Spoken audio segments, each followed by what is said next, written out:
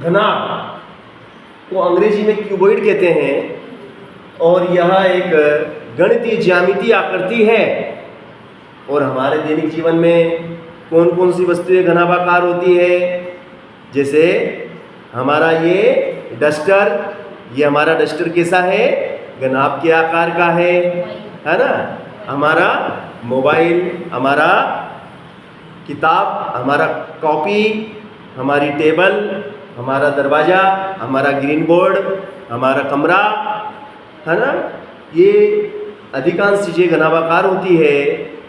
ठीक है, तो घनाभ का जो बनावट है, जो इसकी आकृति है, वो मैं आपको दिखा देता हूँ। ये मैंने घनाभ बनाया, ये देखिए, ये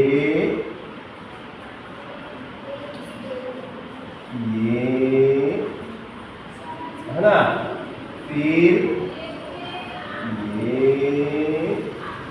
और ये, फिर इसको इससे मिलाया,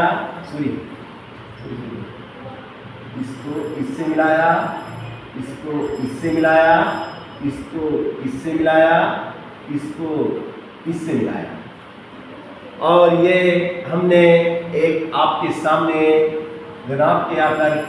घनाभाकार आकृति आपके सामने प्रस्तुत की।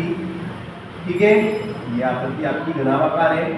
ठीक है ना, ये घनाभाकार आकृति है। ठीक है, अब आपको दिख रहा होगा एक संदूक है, एक प्रकार से संदूक समझो, इसको पेटी समझो, बॉक्स समझो, है ना। तो ये माचिस की डिब्बी आपने देखी होगी। माचिस की डिब्बी की जो बनावट है वो भी घनाभ के आकार की होती है ना। अब इस घनाभाकार आकृति में आपको जो समतल दिखाई दे रहे हैं, जैसे मैं एक चौक लेता हूँ, डस्टर लेता हूँ। इस डस्टर में आप देख रहे हैं क्या है? ये वाला, ये जो समतल है, ये जो समतल है, समतल 1, समतल 2, समतल 3, समतल 4, समतल 5 और समतल 6। इस समतल को कहते हैं गणित की भाषा में फलक। क्या बोलते हैं? फलक। कितनी फलक होती है इसमें? फलकों की संख्या कितनी होती है? फलक कितनी होती है? 6 फलक। कितनी फलक होती है? 6 फलक होती है।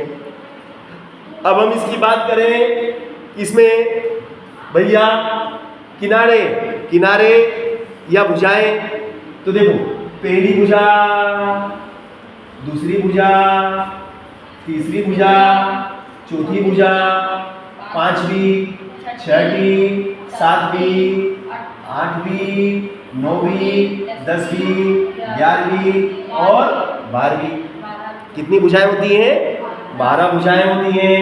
तो भुजाओं की संख्या कितनी? 12 भुजाएं। भुजाएं कितनी? 12 भुजाएं, 6 फलक। और शीर्ष बोले तो हेड, शीर्ष बोले तो हेड कितने होते हैं? 1 2 3 4 5 6 7 8। कितने हेड होते हैं? 8 हेड या शीर्ष होते हैं। तो 8 शीर्ष या हेड। कितने हेड हैं? 8 शीर्ष या हेड हैं। तो हेड को अंग्रेजी में head, side, this is a side, है ना। चलो, अब हम बात करेंगे कि भैया इसमें 8 शीर्ष होते हैं, 12 भुजाएं होती हैं और 6 फलक होती है। और इस प्रकार की जो आकृति होती है वो घनाभ कहलाती है। और घनाभाकार वस्तुओं के बारे में मैंने आपको बताया। हमारा दरवाज़ा, ग्रीन बोर्ड, हमारा डस्टर, हमारी कॉपी, हमारी किताब, हमारा टेबल, हमारी बेंच और हमारा कमरा, यहाँ तक कि हमारा मोबाइल भी घनाभ के आकार का होता है। ओके, अब घनाभ का जो आयतन है वो आयतन को v से दर्शाते हैं। तो घनाभ का आयतन बराबर होता है लंबाई गुणित चौड़ाई गुणित ऊंचाई। इसको लंबाई a मानेंगे, a यानी लंबाई, b यानी चौड़ाई और c यानी ऊंचाई। c यानी ऊंचाई।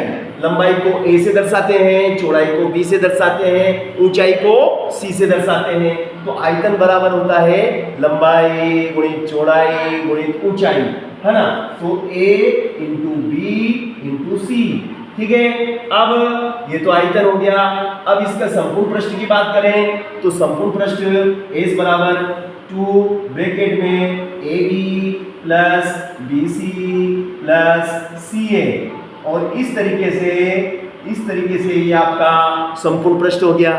अब इसके विकर्ण की लंबाई की बात करें तो घनाभ के विकर्ण की लंबाई डी बराबर क्या हो जाएगा, डी बराबर हो जाएगा ए का वर्ग प्लस बी का वर्ग प्लस सी का वर्ग। इस तरीके से आपके सामने मैंने घनाभ के तीनों सूत्र लिख दिए, घनाभ का आयतन, घनाभ के विकर्ण की लंबाई और घनाभ का संपूर्ण पृष्ठ। ओनली 3 फार्मूले, घनाभ में 3 ही सूत्र होते हैं। इन तीनों सूत्र की मदद से हम घनाभ के सभी सवाल बड़ी आसानी, सहजता और सरलता से कर सकते हैं।